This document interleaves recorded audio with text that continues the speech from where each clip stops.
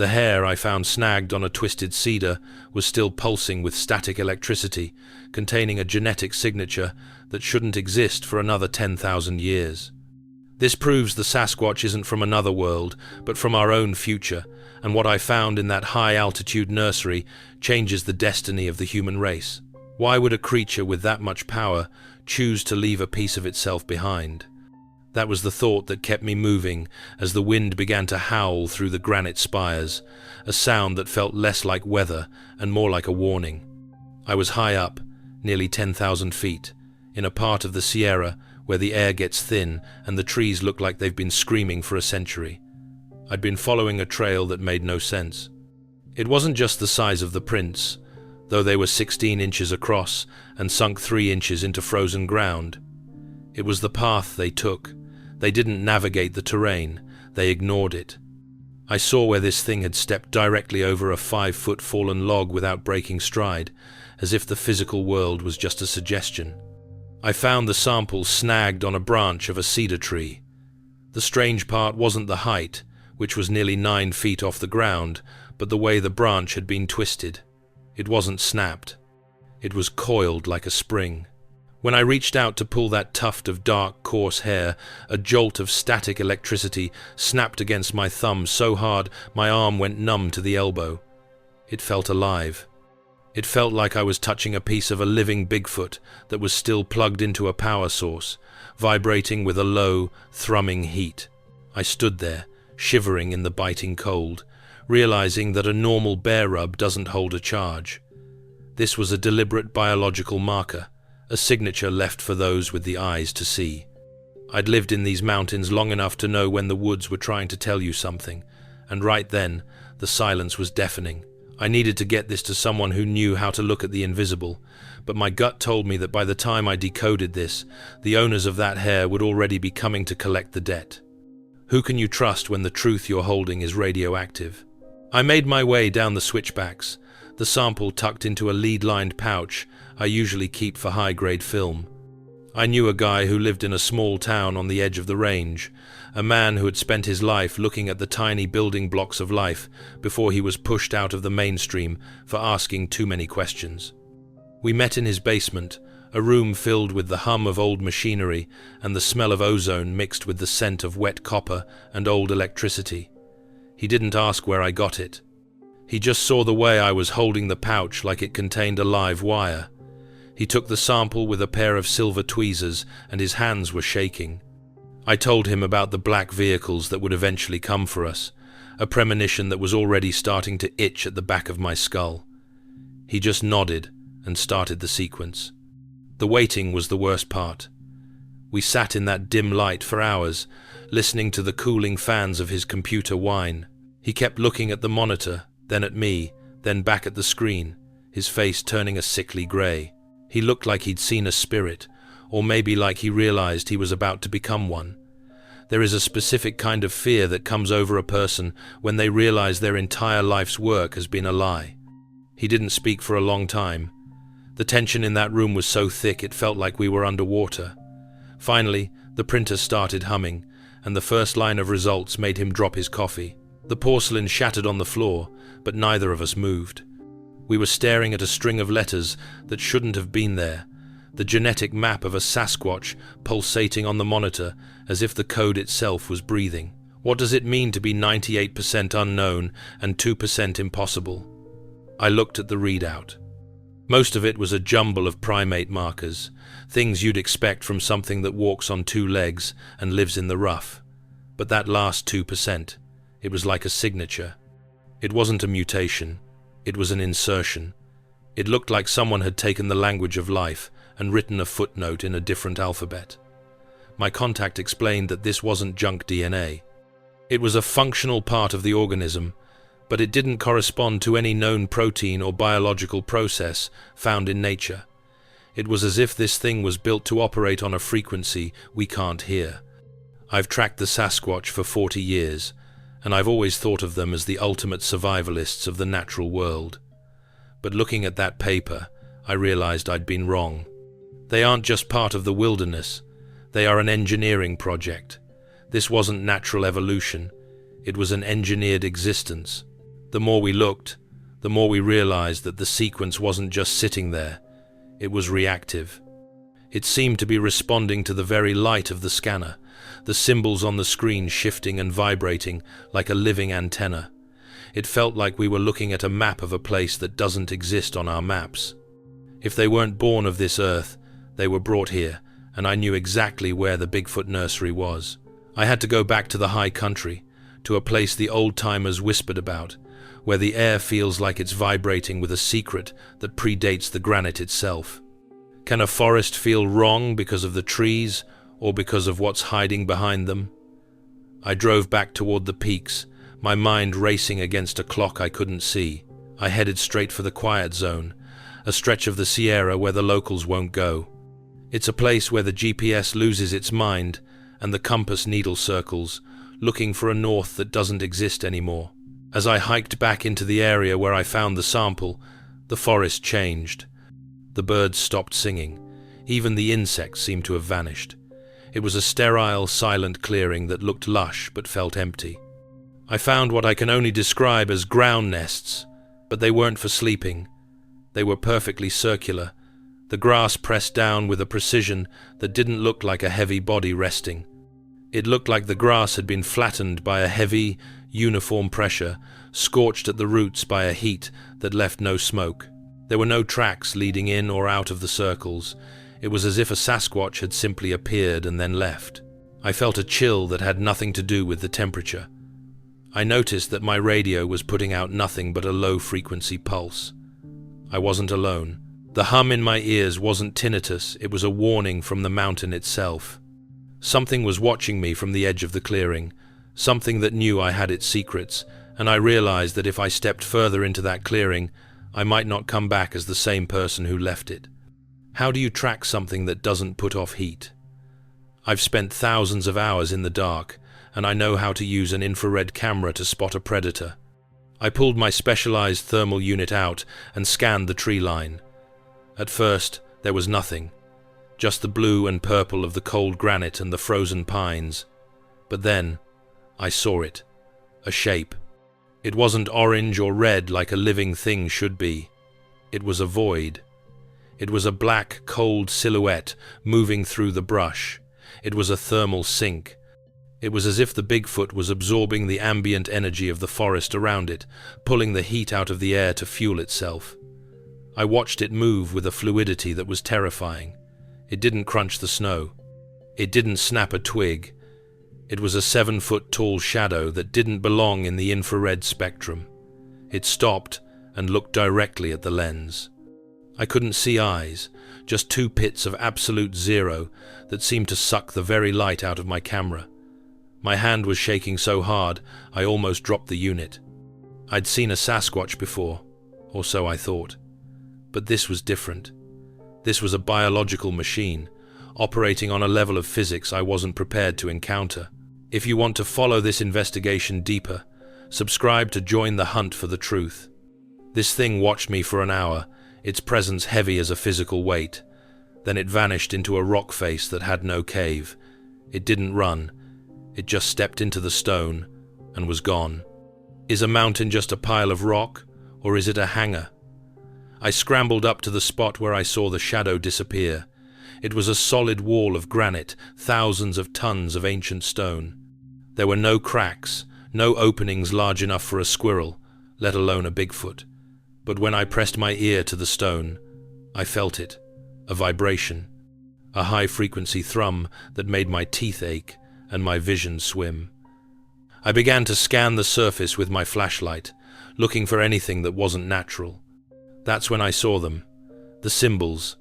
They were faint, etched into the surface of the granite, but they weren't cut with a tool.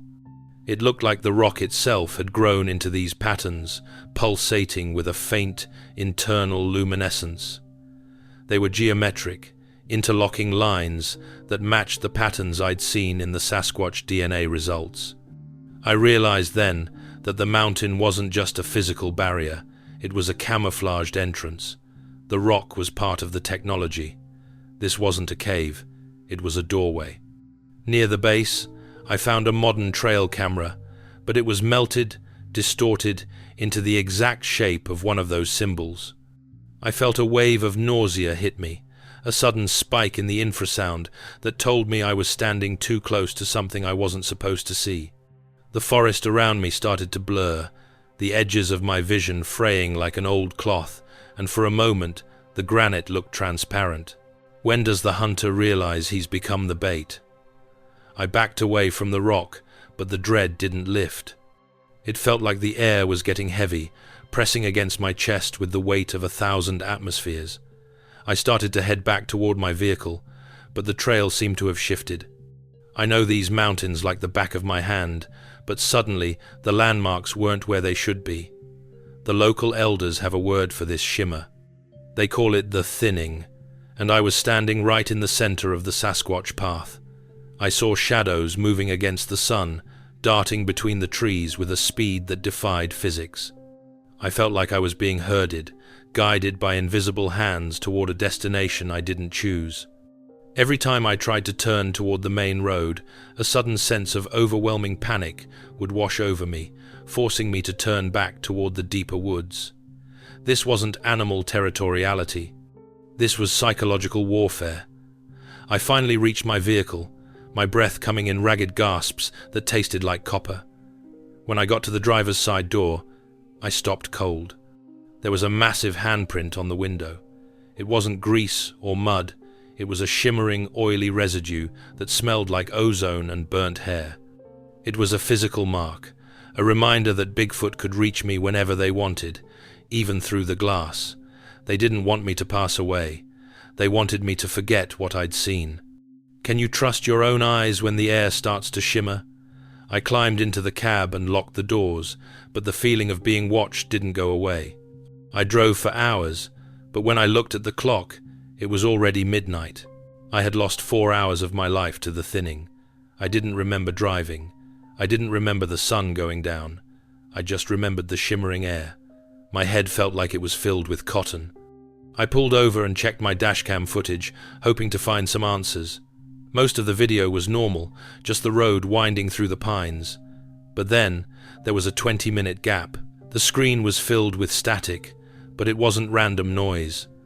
I saw ghost frames, images of myself in the driver's seat, but my own face was distorted, stretched into the geometric symbols from the granite wall. I realized that the 2% Sasquatch DNA wasn't just in the creature. It was linked to a 2% perceptual gap in the human brain. They operate in the space we aren't wired to see, a blind spot in the soul. My memory was hazy, but my digital storage didn't lie.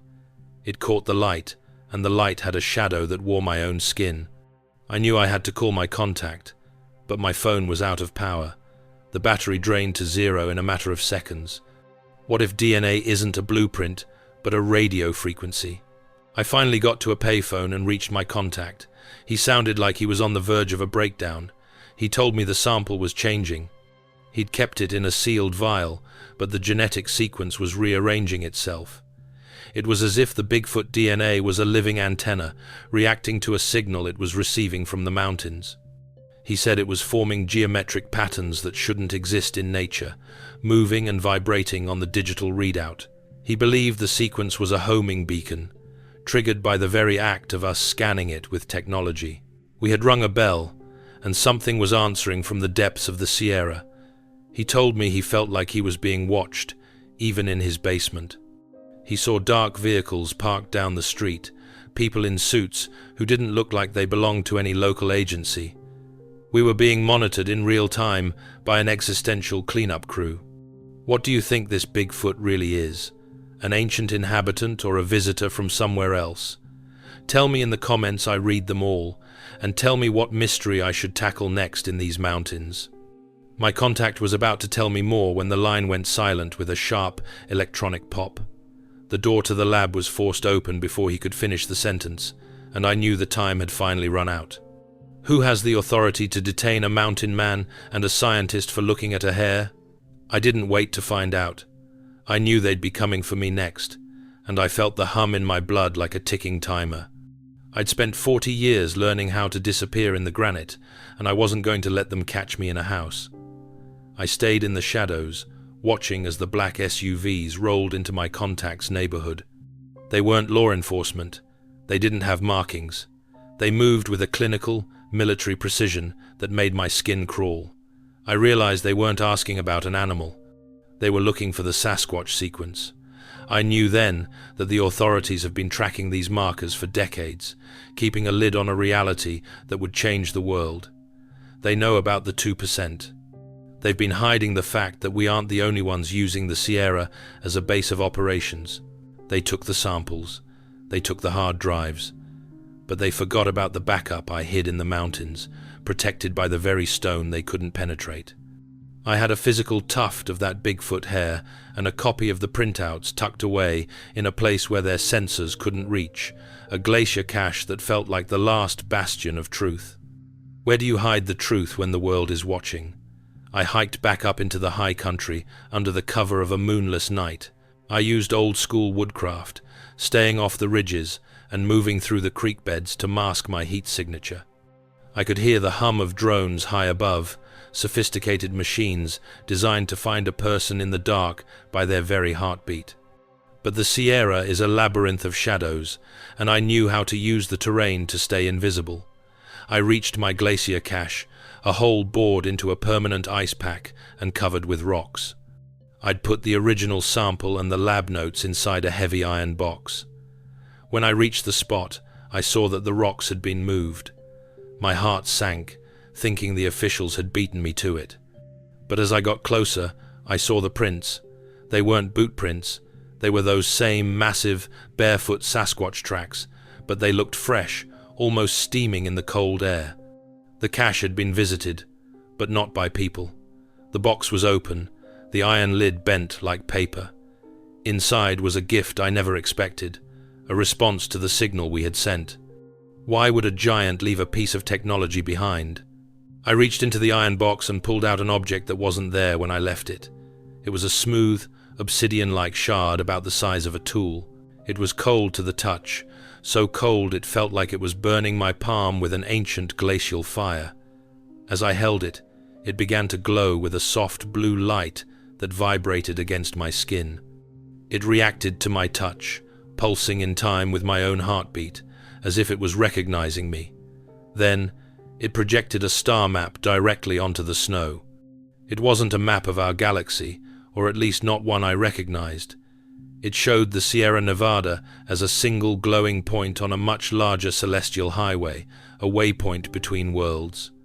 I stood there, surrounded by the silence of the peaks, looking at a star chart projected by a piece of stone that felt more alive than I did.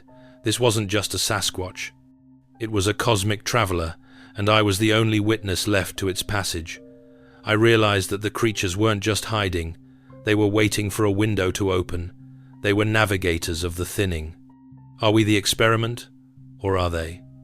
I sat in the snow and studied the lab notes one last time by the light of the shard. I saw something I'd missed before, a detail that clarified the 2% impossible code. The markers. They weren't extraterrestrial, they were human, but they were human plus.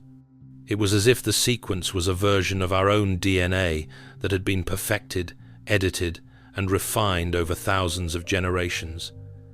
The realization hit me like a physical blow. Bigfoot isn't from another planet. They are from here, but from a different time altogether. They are what we become after the world changes, and we have to learn to fix it. They are a version of humanity that returned to the past to preserve the biological diversity of the Earth, acting as guardians of a fading timeline. The authorities aren't hiding monsters, they're hiding our own destiny. They're terrified that if the public knows what we become and how we have to change to survive, they'll lose control of the present. Can one person stand between the future and the forces that want to control it? As the sun began to peek over the ridges, I heard the sound of helicopters, a mechanical roar that shattered the sacred silence.